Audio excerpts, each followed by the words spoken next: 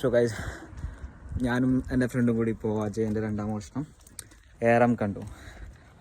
Beautiful film. പക്ഷേ എനിക്ക് ഓർമ്മ വന്നത് നമ്മുടെ ഏതാടാ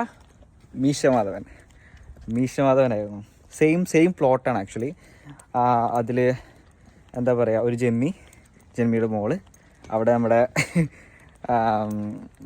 ജഗതി, അതായത് എന്താ മൂപ്പര് പേരടാ,